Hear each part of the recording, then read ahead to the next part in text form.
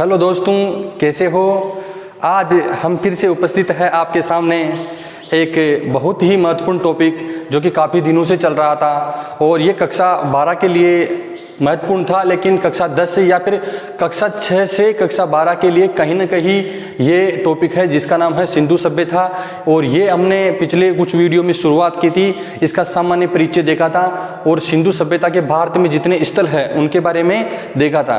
राजस्थान में भी सिंधु सभ्यता के कुछ स्थल हैं, कालीबंगा, आहड़, गिलुंड, ऐसी सभ्यताओं के बारे में जिक्र किया था। और सिंधु सभ्यता की लिपि है, स्थापत्य कला है और विज्ञान के क्षेत्र में क्या है, तो ये सभी अपन ने देखा था। लेकिन आज सिंधु सभ्यता के लिए अपना अंतिम टॉपिक है और ये है सिंधु सभ्यता की विशेषताएं। तो आज हम देखेंगे सिंधु सभ्यता की विशेषताएं क्या है। इसमें अंतिम रूप से सिंधु सभ्यता की कुछ और चीजें अपने सामने आने वाली है। तो आप डाल लीजिए सिंधु सभ्यता की विशेषताएं, सिंधु सभ्यता की विशेषताएं।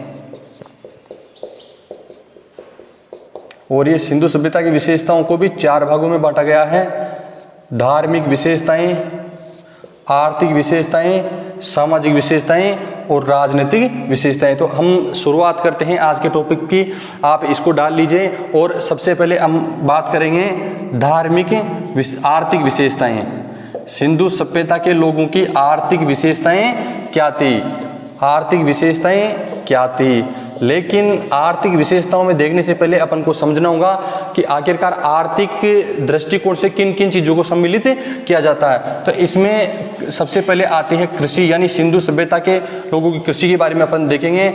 इसमें पशुपालन इसकी श्रेणी में आते हैं। आर्थिक गतिविधियों में कृषि, पशुपालन, उद्योग धंधे और व्यापार वाणिज्य आता है। ये चारों चीज़ों को मिलाकर अपन कह सकते हैं कि ये आर्थिक स्थिति को दर्शाने वाले तमाम तत्व है। तो हम शुरू करते हैं सबसे पहले कृषि को, यानी सिंधु सभ्यता में कृषि की स्थिति क्या थी। अब पता लगता है कि कृषि का अपन कैसे अनुमान लगा दें, क्या ऐसी चीज़ें हमें मिली है, क्या प्रमाण ऐसे मिले हैं जिसे सिंधु सभ्यता की कृषि हमारे सामने आती है। तो हड़प्पा और मोहनजोदड़ो से विशाल अन्नागार मिले हैं, विशाल अन्नागार मिले हैं, यानी बड़े बड़े भंडारण अन्न को रखने के लिए बने हुए थे।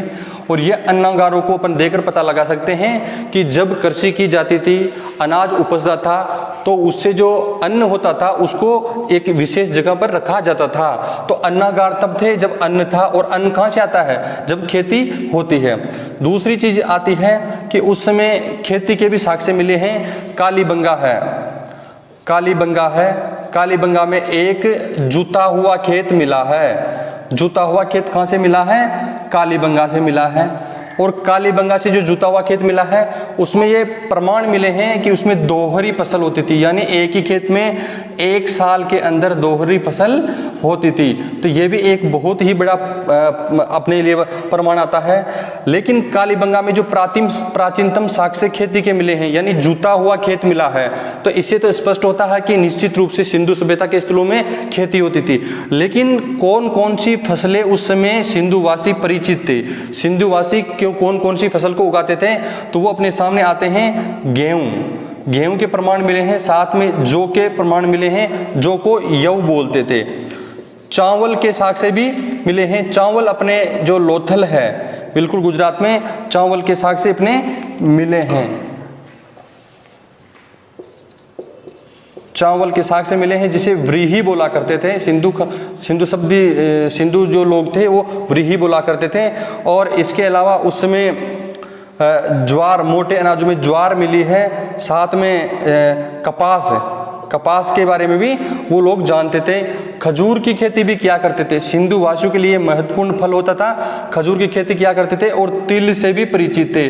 तो ये कुल मिला के सिंधु वासियों के लिए जो फसल की जाती थी, खेती के साक्ष्य सारे मिले हैं इन सभी के। कपास उनका मुख्यतया होता था और कपास से जो कि सूती वस्त्र उद्योग से संबंध रखता है, कालीबंगा से कपास के साक्ष्य मिले हैं। तो ये तमाम फसलें थी, ये सिंधु सभ्यता के लोगों की थी। और बाद में वो जो काटने का हंसिया होता है, हंसिया फसल काटने के लिए होता है। तो ये भी प्रमाण मिला, एक हंसिया मिला, यानी पशुओं की फसल की कटाई के लिए ये एक औजार था, एक उपकरण था। तो इन तमाम साक्ष्यों से अपन पता लगा सकते हैं कि सिंधु सभ्यता की कृषि बड़ी उन्नत स्थिति में थी। जुता हुआ खेत कालीबंगा से मिला है, जहाँ पर विभिन्न प्रकार की दोहरी फसल बोई जाती थी। गेहूं, जौ, चावल, ज्वार, कपास, खजूर, ये सभी बोए जाते थे। तो ये उस समय की कृषि थी। और कृषि के अलावा अगर अपन जाते हैं पशुपालन, देखो कृषि के साथ साथ पशुपालन हर जगह देखा गया है। मिश्रित कृषि को दर्शाने वाला ये टॉपिक अपन अभी देखते हैं। जहाँ पर कृषि होती है वहाँ पर पर्याय शब्द है पशुपालन। और पशुपालन में किस किस से परिचित थे, पशुपालन की बात आती है तो सिंधुवासी किस किस से परिचित थे।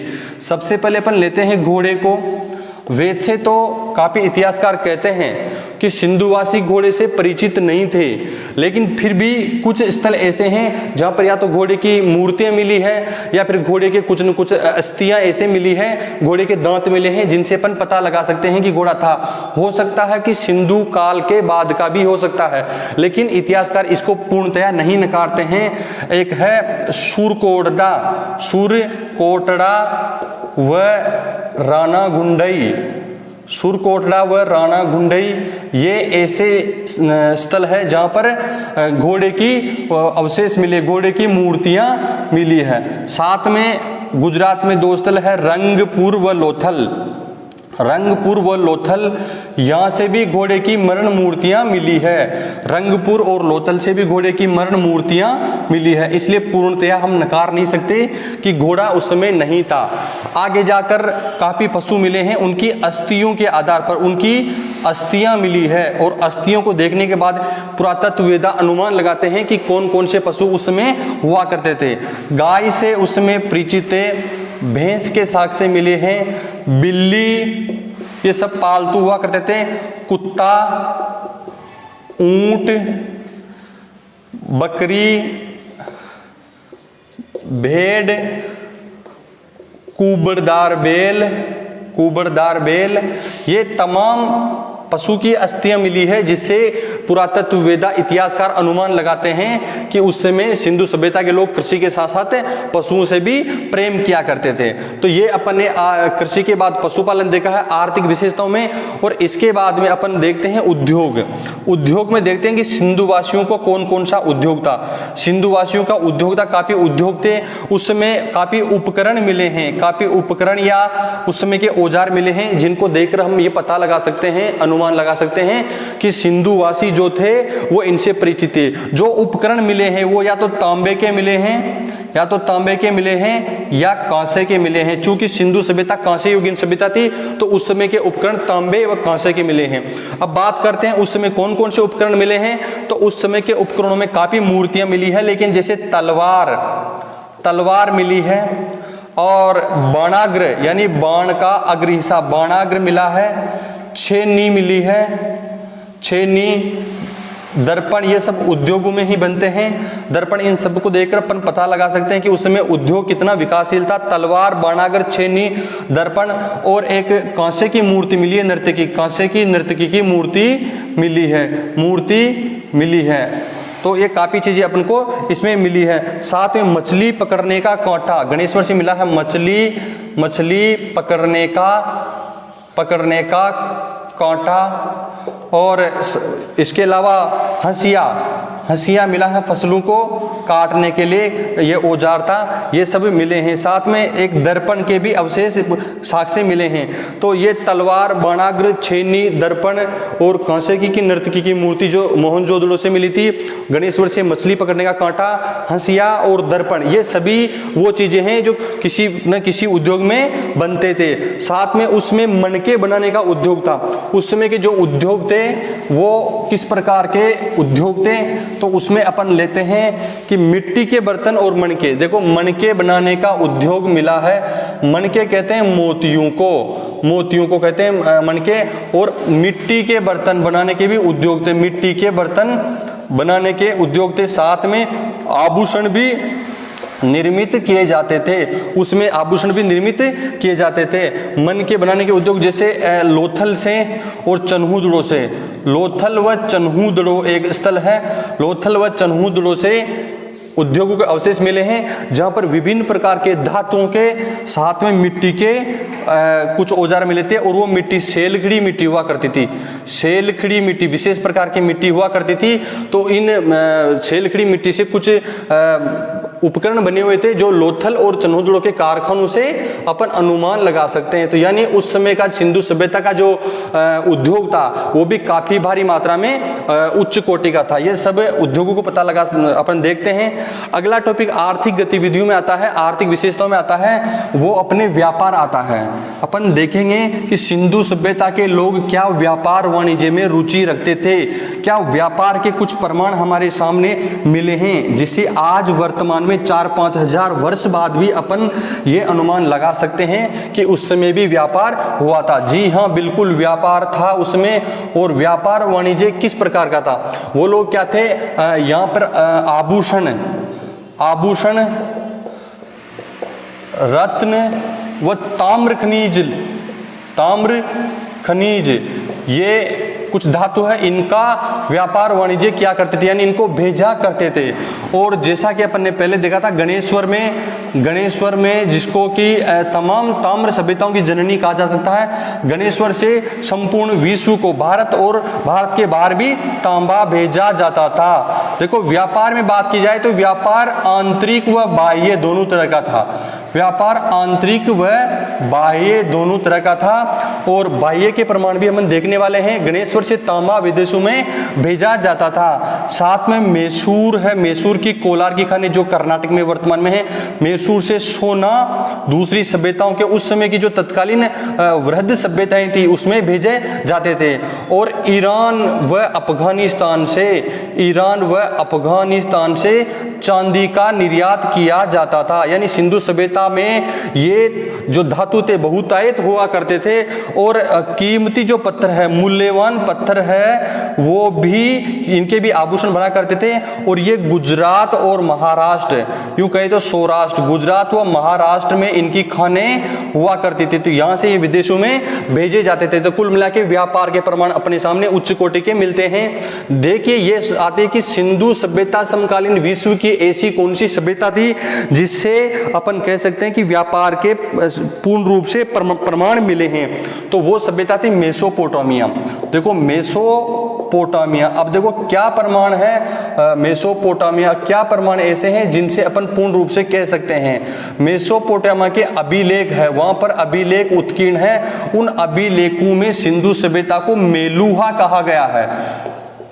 यहाँ पर मेसोपोटामिया में कुछ अभिलेख मिले हैं, उन अभिलेखों में सिंधु सभ्यता के लिए मेलुहा शब्द का प्रयुक्त हुआ है, यानी वो परिचित थे।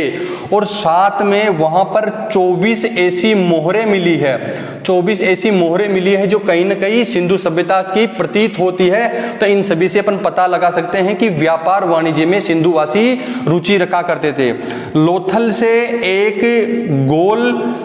से एक गोलाकार मोहर मिली है, लोथल से एक गोलाकार मोहर मिली है, जो कि संभवतया फारस की खाड़ी में जो मोहरें थी, उस फारस की खाड़ी की मोहरों से प्रतीत होती है। और बहरीन एक देश है, बहरीन में जो मोहरें थी यानी वहाँ की विशेषता से जुड़ी हुई होती है।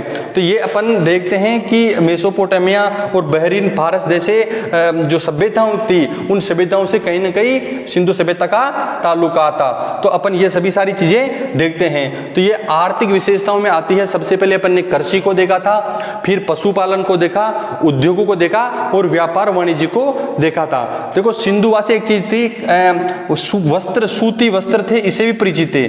सूती वस्त्र उद्योग था, इससे भी सिंधुवासी परिचित थे, क्योंकि कपास अगर थी कालीबंगा में तो कपास काम सूती वस्त्र बुनने में ही आती है।